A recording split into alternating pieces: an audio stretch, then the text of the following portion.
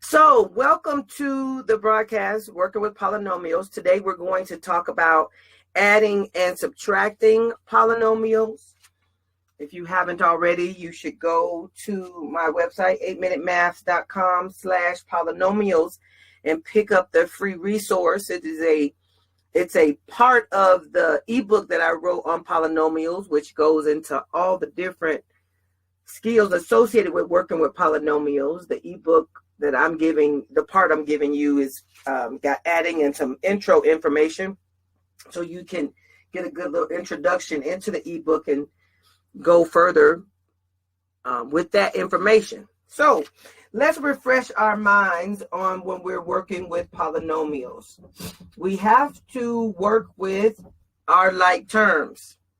We have a criteria for like terms, and that criteria is that like terms have two criteria. They must have the same variables, and put an and here in big letters, and they must have the same exponents. So values with, let's say 3y and 4y, these are like terms. This is a y, not an x. Or 2x squared and negative 7x squared. These are like terms. Unlike terms, things that are not alike, is things like 3x and 4y. These are unlike terms. One has an x, one has a y. Or, for example, 3x and 4x squared. Again, unlike terms because they have different variables.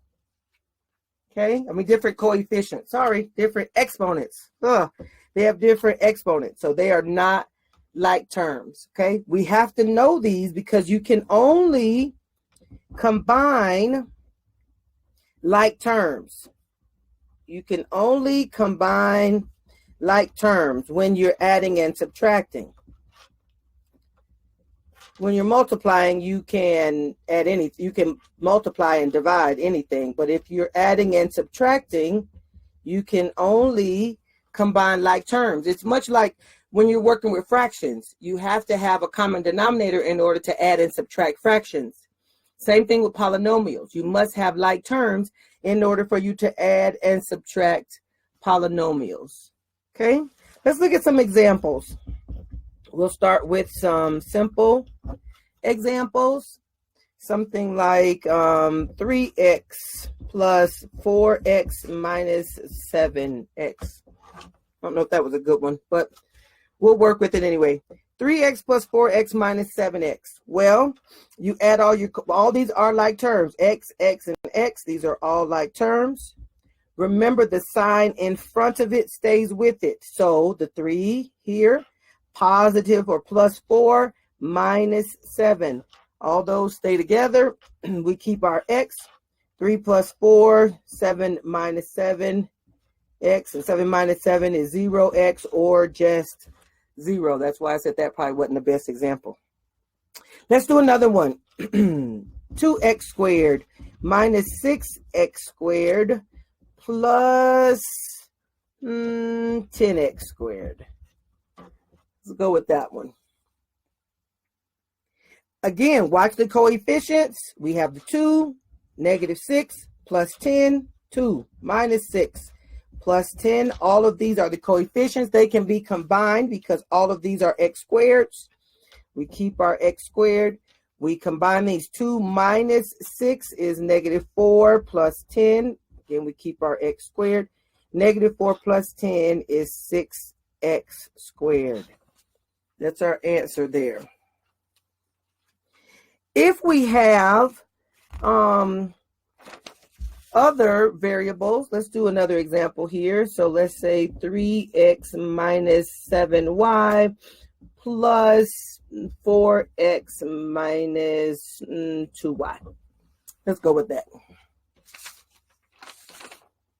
Now we look at what are the like terms. Our like terms, we have the x's together,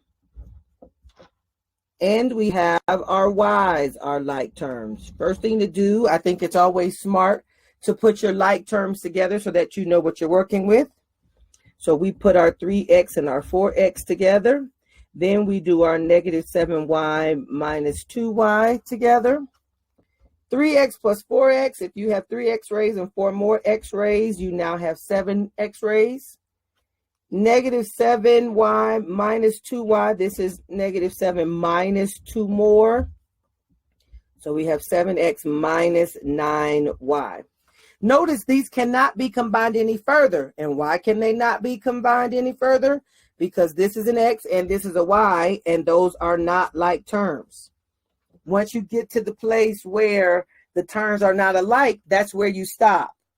You have to stop there. Many students would keep going and then want to say this is negative 2xy or negative 2y. Students come up with a lot of different things here, but they combine these, and this is as far as this goes. This is the answer. Okay? A couple more examples. Let's see. We've got 3x cubed plus 7x cubed minus 2x cubed. Like terms or not?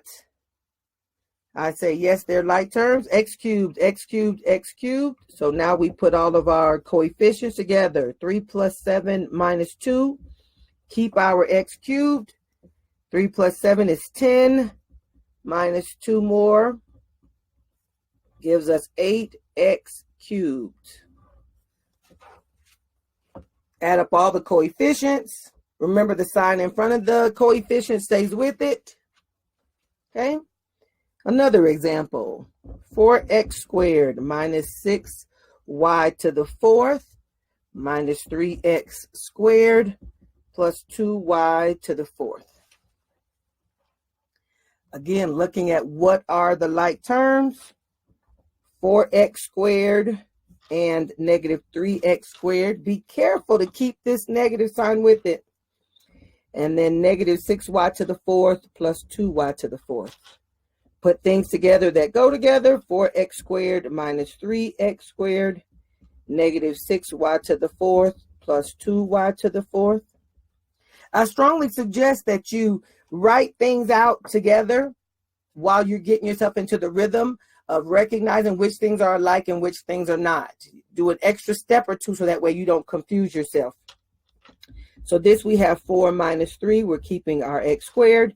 And here we've got negative 6 plus 2, keeping our y to the fourth. 4 minus 3 is an invisible 1. I'm going to put this here. It's usually not written with the 1 there. Negative 6 plus 2 is negative 4y to the fourth. So our answer is x squared minus 4y to the fourth. There's our answer there. Okay, so now we've done things now where we were adding polynomials. Let's do some with some subtracting polynomials. Let's do some subtracting. A couple of examples with subtracting. Okay, we've got 7x plus 2, and we're subtracting 5x minus 3. Important thing to note here. When you have this minus sign in the middle, you must distribute this minus sign to everything after it. You must distribute to everything after the minus sign. So follow using your distributive property, you distribute this negative here. So we can go 7x plus 2. Negative times 5x is negative 5x. Negative times a negative 3 is a positive 3. Negative times a negative is a positive. Positive 3. Now we're set up to where we have the like terms. 7x, negative 5x, positive 2, positive 3. 7x minus 5x plus 2 plus 3. I'm putting things closer together now because you can see the differences, I hope. 7x minus 5x gives us 2x. 2 plus 3 is a plus 5. These cannot be combined any further because they are not like terms. Cannot combine them any further because they are not like terms. Okay. See where we are. Last example. 4x plus 3v minus negative 3x plus v. Thinking about what is our first step? First step here would be to distribute the negative.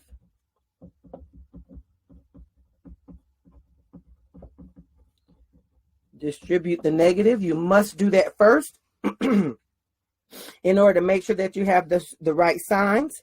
So I'm rewriting 4x plus 3v. Negative times negative 3v is, 3x is positive 3x. And a negative times a positive v is minus v.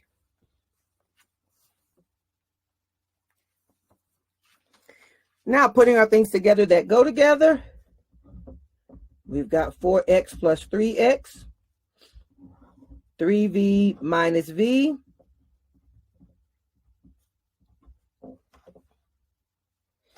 (3x plus 4x gives us 7x. 3v minus v gives us a plus 2v. Cannot combine these because they are not like terms. This is your answer. The key to working with polynomials is remembering the two rules or the two criteria for like terms. They have to have the same variable. They have to have the same exponent in order to be like terms. And you cannot add and subtract them unless they are like terms. Those are the key rules to take away, that you can only add and subtract things when there are like terms. If this video has been helpful to you, then subscribe to the channel so you can be notified when new videos are posted. Also, visit us at 8minutemaths.com, where you can see our content and resources and courses, things that are available to you there. Lastly, follow us on Facebook at 8minutemathshelp.com. We look forward to seeing you there.